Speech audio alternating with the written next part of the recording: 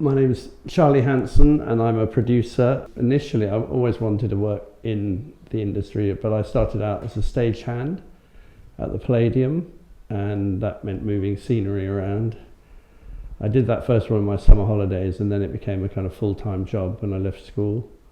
Then I became an electrician at the Palladium, and then I went into floor running at Teddington Studios because I heard about a job that came up. And then because I wanted to direct, I'd made my mind up by then, I was about 18, I then decided to go to university and do a drama degree. So I went to Manchester University for 3 years, still carried on working in my holidays and in breaks at theatres like the Palladium. And then when I left, I directed for 6 months up north, and then I came to the Royal Court as an assistant director at the Royal Court. And that's where I started working with new writers as a director. So in a way, going to university gave me a shortcut to becoming a director rather than staying in TV, working my way up through the ladder. The first TV project that I was known for, because it became a hit, was Desmond's, which I think was back in the early mid-90s. I'm trying to remember now, quite a long time ago. I'm changing my CV and saying 20 years in the business, 30 years in the business, and I keep thinking, is it really that long? But yeah, Desmond's was probably my first sort of hit. And through that, I was offered a completely different show, but another comedy called Birds of a Feather. And that was a hit. So I suddenly found myself, having been someone doing drama and theatre, suddenly I was doing comedy. And that led me down a comedy route in television, which has led me through, well, from Desmond's to the Real McCoy, 291 Club, working with Harry Hill, Garth Marenghi, a lot of sort of alternative comedy stuff, and eventually with Ricky Gervais, and I've been working with him in TV for about 12 years, doing all his film and TV. And then separately to that, in drama, I worked with Amma Asante on her first TV series, Brothers and Sisters, and then I produced her first film, A Way of Life, which was back in 2004-05, and now Where Hands Touch. Well, working on Desmond's was certainly a lot of fun. Obviously it was fun to be in something that became a hit so quickly, but it was a great team of people. I mean, we had Norman Beaton, who was a great figurehead anyway already in sort of theatre and television, a very experienced, Carmen Munro, his wife, and then a younger group. And that's why I first met Robbie G, who was in that, and I went on to work with him on The Real McCoy and other things. And yeah, we had a lot of fun, and it sort of, you know, I think you're always kind of in a happy place when you're doing a hit. So those were fun memories. In many ways, I prefer to do something like Desmond's or one subject. When you're doing a sketch show like The Real McCoy, every week you've got to have 12 different ideas.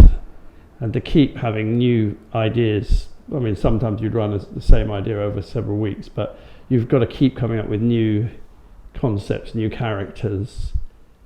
So it's harder, much harder to keep up with standard.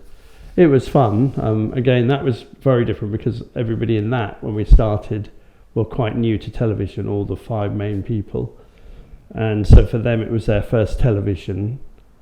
For the most part, they might have been in tiny, you know, in fact, I think for most of them, it was really their first major television.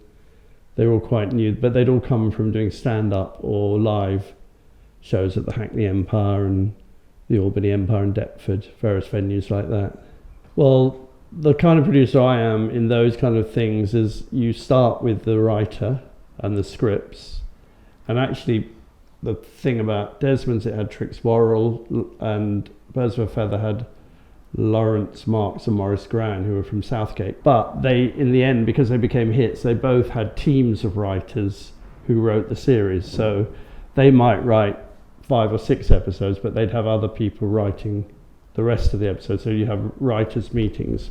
So part of the job was to kind of get the team of writers who could all keep the standard as good as the original writer, because we were making them in bulk. And therefore keep the standard up was quite difficult. So the first thing is the writers, the scripts, the cast, once you've done the first series of Desmonds, we had the family, and then all you have to do is bring new people in when there are guest roles. And similarly, the same with Birds of a Feather, it had a great cast, so you just have guest visitors. So it's mainly the scripts, keeping the standard of the scripts, and then every year you get a new crew. You try and keep as many as possible, but that doesn't always work out. So getting a good camera, lighting person. In fact, I think for the most part, some of the same people worked on Desmond's and Birds of a Feather at different points in terms of cameras and some of the crew. And in fact, the lighting director from back then, the cameraman, I think he did the second series of Brothers and Sisters with Amma. He did my latest series with Ricky Gervais' Afterlife. So sometimes you keep a relationship with the DOP for a long period over time, but you can't always get them, and they're busy working on something else. Part of the skill is bringing people together, and talented people, and ensuring that they can work together without falling out, because you can get very talented people, but sometimes they could be temperamental, so you've got to get the right DOP to work with, or the right director to work with the right writer, to make sure they're all getting on. And as a producer, you're trying to keep everyone working in the same path.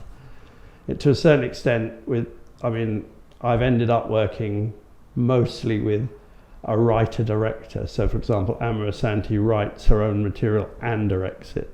So I've only got one person, she's only got to please herself. Similarly with Ricky Gervais, he is a writer and director. So those experiences are easier because you have one vision and you don't have a director fighting the writer. Well, we met, weirdly, goes right back. She had a guest part in an episode of Desmond's. That's when I first met her, and I think she was 19. She had done Grange Hill as an actress and came in as this sort of lead character for one episode, which was the episode that got the most viewers of the second series. So it was a very, memorable episode. And I met her over time on other things. She also acted in Birds of a Feather about 2 or 3 years later, maybe 3 or 4 years later, as a guest. And somewhere in that period, I think maybe when she was about 23, she started writing and showed me a script that she'd written and said, what do you think? I'm writing this stuff now. And we developed a sitcom for Channel 4 that didn't get made, but we did do a reading of it. And then from then, that led to her doing Brothers and Sisters, which I then directed some episodes and co-produced, but she produced that as well because she wanted to she didn't at that time have ambition to direct, but she did want to have control, so she was a producer and writer on Brothers and Sisters. And then it's gone on from there. When she wrote her first film, I produced that, and here we are, all these years later. With Ricky, I met him when he was filming the first series of The Office, and I was filming another sketch show at the time. It's called The Sketch Show, and we both, that year, we met sort of filming because we were in the same place at Teddington Studios. I was introduced to him, and then that year and the following year he won a BAFTA and I won a BAFTA for either The Sketch Show or the Alistair McGowan's Big Impression. So we kind of met at award ceremonies, which is kind of bizarre. So it was a social thing initially, and then when I did Garth Marenghi, Stephen Merchant, who was his writing partner, did a guest role in an episode of Garth Marenghi, and then went back to Ricky and said, I've just done this show Charlie was producing, and it was a lot of fun. They worked hard, but they had fun on set. And so Ricky just rang me up out of the blue and said, can we meet for lunch, because we've got something we want to put to you. And we had lunch in a cafe, and then they told me about extras and asked if I'd like to produce it. So I said yes, and that's where that started. Well, Where Hands Touch was originally going to be Amma's second film. After her first film, A Way of Life, which was her first time directing something she'd written, and she won a BAFTA for it. She won loads of awards internationally, and it was very important for her to come up with something else to follow it up with. So she, at that time, was interested in wondering what it would have been like to have been black during the Holocaust in Nazi Germany. And so she started researching it and uncovered some photographs, as you do when you're kind of looking up things in Google, and saw this black girl amongst a group of white faces, schoolgirl, and she was anonymous, but Amma kind of started wondering who she could be, and then delved further and found more photos of young black children in Nazi Germany. So as Amma researched these young Germans, she just uncovered how they came about, really, and what happened after the First World War. Germany lost, and the French decided to occupy Germany with their French African soldiers, mainly from Senegal. So in the Rhineland, the people guarding the whole of the Rhineland were the Senegalese tirailleurs, who were the riflemen, and they were notorious in battle, but this wasn't really a battle, it was peacetime, but they were the occupying force. And it was partly a move by the French to humiliate the Germans even further for losing the war, it turns out. But of course, over 10, 15 years, what happened was some of the white Aryan German women fell in love with some of the African soldiers, and children were born who became known, well, they were just normal children at that time, but when Hitler came to power and they were 15 or 16, he then called them the Rhineland Bastards and set about a program to stop the mixed race phenomenon growing. Now, obviously, we all know what he was doing to Jewish people, because that's history that everyone knows about. And I think Amma probably thought, well, were they going to be killed, rounded up and killed? But they weren't. In fact, what he did was have them sterilized so that they couldn't have children. He didn't want to kill them because they had white Aryan mothers who were Germans, and that would have made him very unpopular in that area. So that wasn't an option.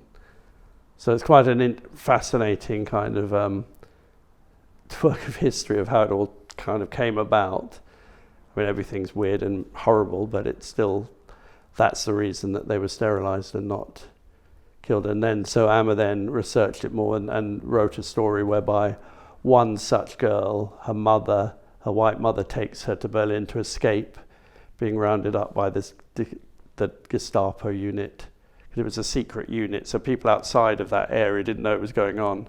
So she took her daughter to Berlin to escape that fate, but of course it was coming to the end of the war, and people were being put into work labor camps.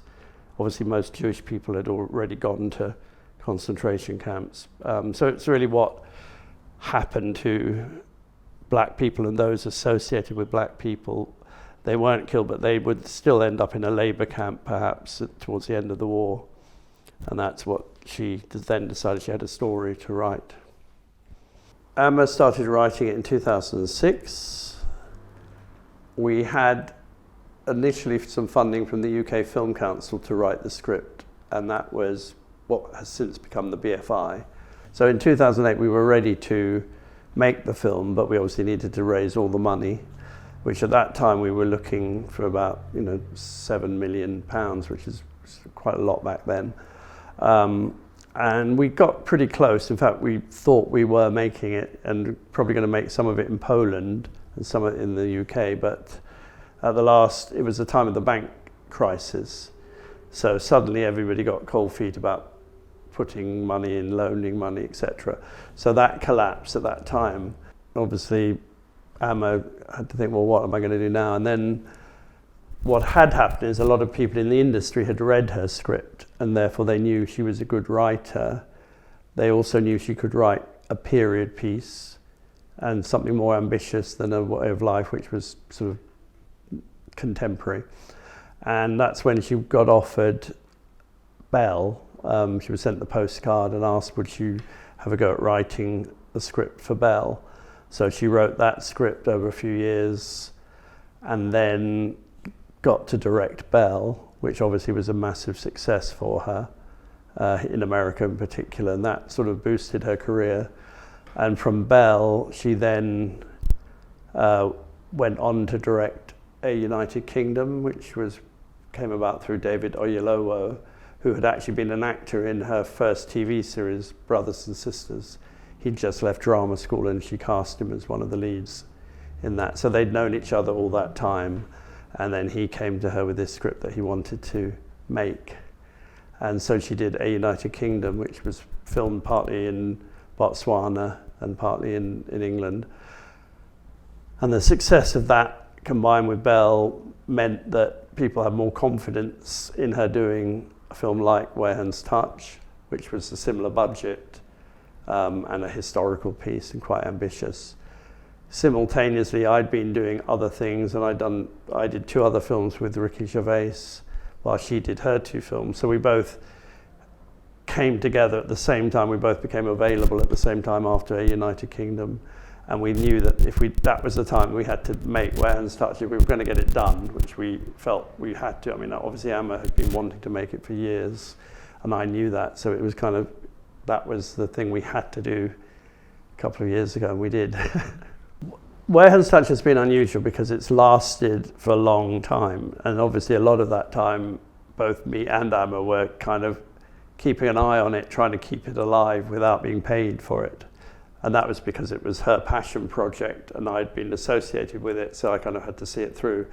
Ultimately, the big task was to get those last bits of money together to be able to make it. We also had to decide where to make it, because Berlin in 1944 doesn't exist anymore because it was bombed by the Allies. So Berlin today looks very different. So the kind of look we had to get meant we had to search, and we ended up going to Brussels and other small towns around, well, small cities, I should say, in Belgium, where we could film, if you like, districts of East Berlin and make it look like Berlin might have been before the bombing. And then we had to build a camp for the Labour camp, which we actually did on an airfield in the Isle of Man. So the logistics of this one were probably more of a nightmare than I'm used to. The stretching of a budget, really, when you had a limited budget and you've got to make it look like it's all on screen. So, for example, the number of historical vehicles and military vehicles that we could have were, we couldn't have as many, if you were doing a massive big budget film, you could probably hire in all the vehicles from around Europe. We were limited, so we had to make do with as many as we could, but keep strategically placing them so you wouldn't notice it was the same truck or the same Jeep, little practical things like that. So the art department had to be very creative. The DOP, everyone had to kind of make it look as authentic as possible. And we had a good team, the costume department did really well. We had to have a lot of uniforms made, which we had made in Poland at a place that makes military uniforms. And so we were able to get bulk orders done. So everybody had to work that little bit harder to find things that we needed. Working with Amma on 2 films which have been 12 years apart has been quite fascinating, because obviously I worked with her on her very first film where she was learning everything for the first time. She knew she had to show authority, because on a film set everyone looks to you as the director, what's next, and you have to make decisions. So she kind of coped with that even on the first film, because she was aware that's what was needed of her. But the fact was she was still learning as she went and finding her way. Still managed to make a great film. Cut to 12 years later, and she's then made Belle and Warehan's Touch, and has much more experience of getting what she wants, being able to get the best out of people, working with many more actors. It was a different, more confident Amma who could drive the show. Obviously she had a big support team of first AD, all the usual people around her, but the confidence and the change was quite dramatic. And it's always good. I mean, people want to work with someone who knows what they want. They don't want to be on set with a director who's dithering and not sure. In the long run, which I did straight after Warehan's Touch, and I was quite tired and I wasn't sure if I should, but then I thought it'd be too silly to miss that opportunity. I hadn't really done a black TV show, which is what it was, a black family, since probably Desmond's. And so it was a bit of a challenge. I was literally hard to come in and do it. And I think for me, the initial problem was they didn't really have black voices in the writing. And they knew that as well. It was written by initially 3 white people. And and it was based on ideas that came from Idris himself, based on his own family, but it sort of lacked the authentic voice. So I brought in a writer, a Ghanaian writer called Grace Ofori-Atta, who was quite new, but she was very good at sort of adding the detail and making it authentic. And she kind of completely coincidentally had connections. Her father had connections to Idris's uncle, which we didn't even know about. So she ended up getting access to first-hand material, which made it even more authentic, and I think probably scared Idris when he found out. Not because there was anything about him, but just the fact that the uncle was going to be having an input into what went on, you know. But it was all sort of done in a very amicable basis. But that made a difference, and I think it's really important. I didn't really want to do a show 30 years after Desmond's, which was basically written by black people, to do a show about a black family that didn't have a black voice in there. And I think now they're doing the second series, they've got more black voices in the writing team. So, you know, I'm not doing it anymore, but it was a good experience to do. It was great fun. I got to work, apart from working, I worked with Idris, worked with Amma when he was 22 and she was 23 in the very first script reading that we did of Amma's comedy script. So I've known him that length of time, and Amma's known him that length of time. So it was good to work with him after all these years. And similarly, I'd never worked with Jimmy Akimbola before, and that was great fun. And he was a real star, you know, so we had a lot of fun. I'm going to see Jimmy tonight, actually. Still mates. Well, I'll be honest, I've been lucky, you know, having directed a lot. Once I started producing, I've kind of worked fairly solidly.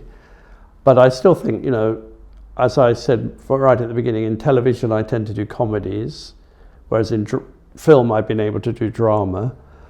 In the TV world, I'm known for the comedies I've done, and I don't think I'd get a look in if I went to a drama department, in this country anyway, with a proposal, because they pigeonhole you as somebody who does comedy. Whereas I can do a film like Where Hands Touch, which is drama or a way of life, in the film world, and nobody bats an eyelid. So that's an interesting difference. I think in America you can go back and forth between things, but here it is a bit more compartmentalized. And I guess I've always been a bit of an outsider anyway.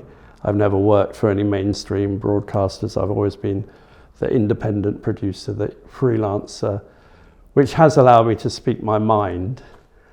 And sometimes, you know, I'm happy to have been able to do that, but it doesn't always do the best for your career because you get known as a troublemaker.